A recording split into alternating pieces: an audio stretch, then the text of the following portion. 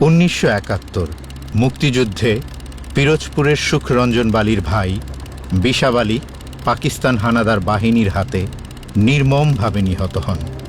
হত্যাকাণ্ডের ঘটনায় আন্তর্জাতিক অপরাধ ট্রাইব্যুনালে মামলায় অভিযুক্ত করা হয় মাওলানা দেলাওয়ার হোসেন সাঈদীকে। মামলায় সাক্ষী হিসেবে সুখরঞ্জন বালির কাছ থেকে আশা করা হয়েছিল তিনি যেন নিজের ভাইয়ের হত্যাকাণ্ডের মামলায় দেলাওয়ার হোসেন সাঈদীর বিরুদ্ধে আদালতে সাক্ষ্য দেন।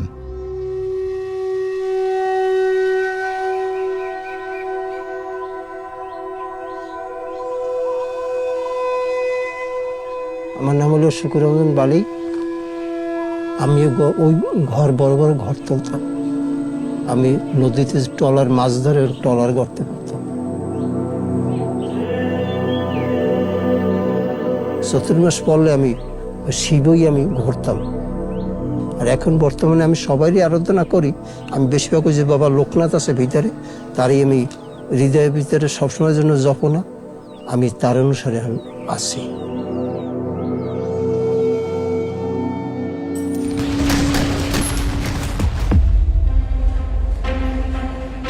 এখন 1971 সালে যে বিবরণ হয়েছে, তখন পশ্চিম পাকিস্তানওয়ালারা আমার ভাইকে মারছে। সাঈদী সাহেবের চিনছি আমরা, এমপি আসছে পর তখন তাকে চিনছি, তাছাড়া তাকে আমরা নামও পাইনি আর তার আমরা চিনিও নাই। এই তার নামে মিথ্যা মামলা 5 লোকে সে সাজাইয়া দেশে। রাজলক্ষ্মীতে যখন আমি সাক্ষী দিয়ে গেছি তখন আমাকে নিয়ে গেছে ট্রাইব্যুনাল অফিসার।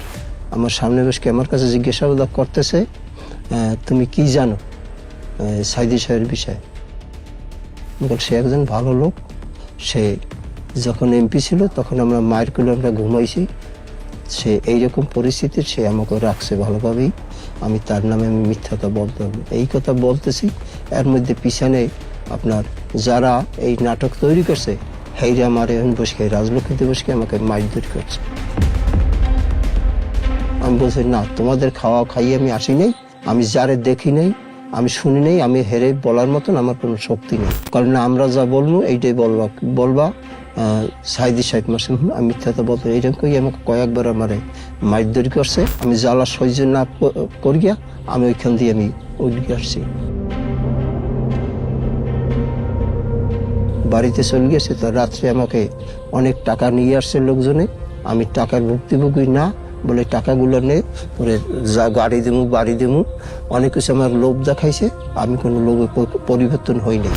আমি ক্ষুদিরামের মতন আমি মরে যাবো, আমি মিথ্যাটা আমি বলতে পারবো না, আমারও তো মরতে হবে।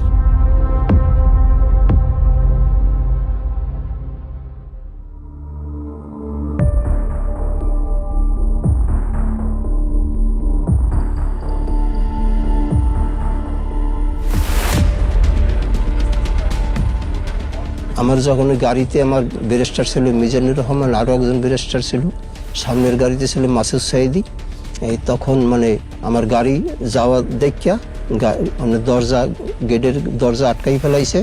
আমি এর ভিতরে আমার ব্যারিস্টার ছিল, সে বলছে গাড়ি যাবে না কেন? যাবে না, দরকার আছে, এই কথা বলছে। শেষ মেহিনে আমার এক ব্যারিস্টারের লাম গিয়া তর্ক বিতর্ক করতেছে, 2 ব্যারিস্টারের মাঝে ছিল, আমাকে তখন লামাইছে, ঘাট ধরিয়ে লামাইয়া আমাকে চর মারছে। চর মারার পরে এই তো এই জিনিস যদি আটকাই রাখতে পারি তাহলে আমাদের সব কিছু আমাদের ফয়সালা হবে। তখন এই কইয়া আমাকে ঘাট টানতে আমাকে নিয়ে গেছে পিছনের। প্রকাশ্য দিবালোকে সকাল 10:15টার সময় ট্রাইব্যুনালের গেট থেকে লয়ারের গাড়ি থেকে সাক্ষীকে নিয়ে বেমালুম অস্বীকার করা হবে। নেওয়ার পরে পিছনে ফাঁকা যে ট্রাক গাড়ি এই আর কি টানিয়ে উঠাইয়া আমার মুখ কালো কাপড় দিয়ে আমার আটকাই ফেলাইছে। আটকাই হেলানোর পরে আমি কোন দিকে আমাকে নিয়ে গেছে তা আমি দেখি নাই।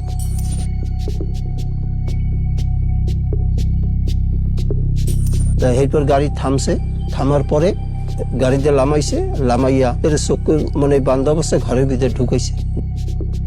এরপর কিছু সময় পরে একটা আলো আসছে, এই আলো ওই ধরাই থুইয়া তারা মানে যার যে চলিয়ে গেছে, কোথায় গেছে তা আমি বলতে পারি না। আমাকে কোন 10 মিনিট 15 মিনিট এরকম আমাকে কারেন্ট শর্ট দিত। আর সামনে টাকা দিত, কালে টাকাগুলো নে শুধু হুজুরের নাম বলি। বললাম না, আমার পক্ষে বলা সম্ভব না, যারে দেখি নাই আমার পক্ষে বলা সম্ভব না। আমি কেউ আমার বাপ ভাই না, আমি মিথ্যাটা কেন বলুন? তোমরা যা দিতেছো সব অবৈধ টাকা, আমিও চাই না।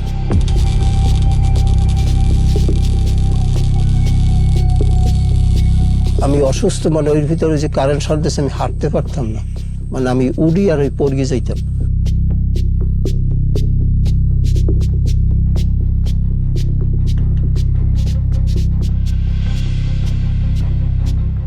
সাতাশ তারিখ ওই ভিতরে বাইর করে গিয়া বলছে কি তুই যে দেশে তোর বাড়ি সেই দেশে দিয়াম, এই আমার লালস দিয়ে ওইখান দিয়ে এবার আমাকে চক্ষু বান গিয়া আমাকে বাইর করছে।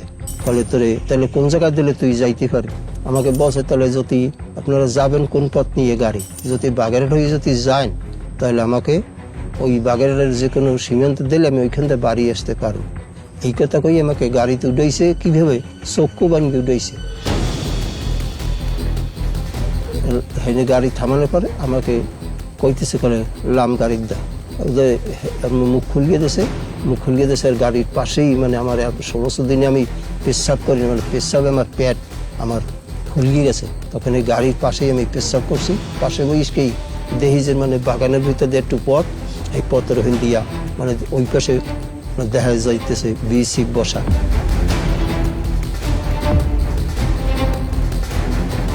হাঁটবি কিনা হাঁট। আমি বললাম না, আমি হাঁটবো না। আর সে আমার জ্বালা না দিয়া আপনারা আমাকে গুল্লি দিয়ে মারিয়ে ফেলান, আমি সামনে আমি যাইত না।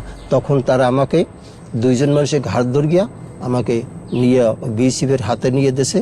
দেওয়ার পরে আমাকে ওখান বসে নেওয়ার সাথে সাথে আমাকে দুই কান কাছাইয়া মাইট ঘেটে করে ঘুষি দিয়ে ফেলাইয়া পিঠ ঢালাই হের পর হালাইয়া মানে আমাকে লাতি আমার পিঠ মোড়া দিয়ে অপুষ্মদিনী পিঠ মোড়া দিয়ে বান গিয়া আমাকে এইরকম মোটা বেতের লাড়ি দিয়া পিটাইছে। মানে আমাকে অনেক মার গিয়ে না, আমি ব্যাপারটা আমি নিজে ইচ্ছা করি আসিনি। তবু মানে হেরা বলতেছে হিন্দি ভাষায়, আর আমি বলি বাংলা, মানে কেউ কথা কেউ বুঝিনি। আমাকে মারছে অসম্ভব মার।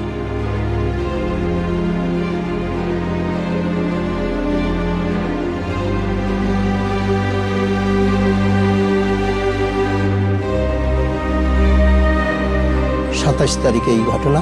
ওইখান দিয়া আপনার নিয়ে গেছে সরবনগর থানায়, ওইখানে রাত্রে আমাকে রাখছে। ভোর 5টার সময় আমাকে নিয়ে আসছে ওই মেডিকেল দিয়ে নিয়ে আসছে বসিরহাট কোর্ট বা জেল। ওইখানে আমাকে রাখছে 22 দিন।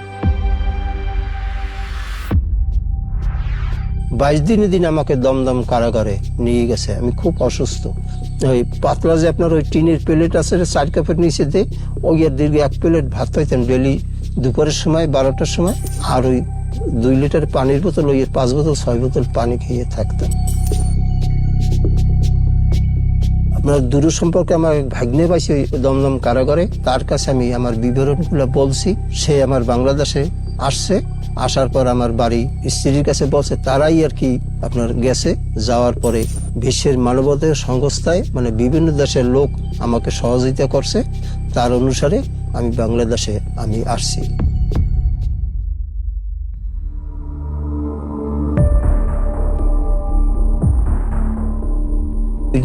বাঁধছে সিকেল দিয়া, ওই সিকেলের মাংস সব কাঁচাই গেছে এই অবস্থা। আর এই জয়েন্ট ইংরেজ মুখ করতে মাসে একটা ইংরেজের দাম আছে 1200 টাকা, নাইলে হাত দিয়ে আমি ভাত খাইতে না।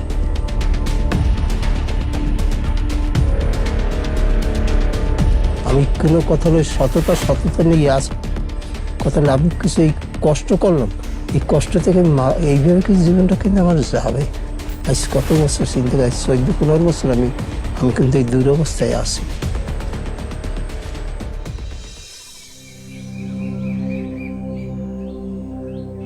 ঘর কিন্তু আমার হাতে কিন্তু উঠেছি, সিডার বন্যার পর উঠেই আমি 1 সপ্তাহ থাকতে পারিনি। এই যে আরো আর মায়ে মানে হাইউত আসে, সেও কিন্তু মারা গেছে।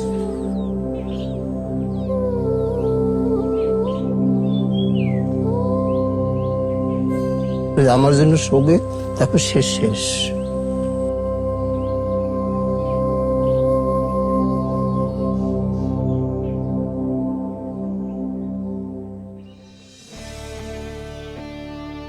আমি একজন হিন্দু মানুষ। আমি জীবনে বাজি রেখে আমি হুজুরের মানে বাঁচানোর জন্য আমি চেষ্টা করছি। আমি অনেক নির্যাতন আমি খাইয়েও আমি দাঁড়াইয়াছি।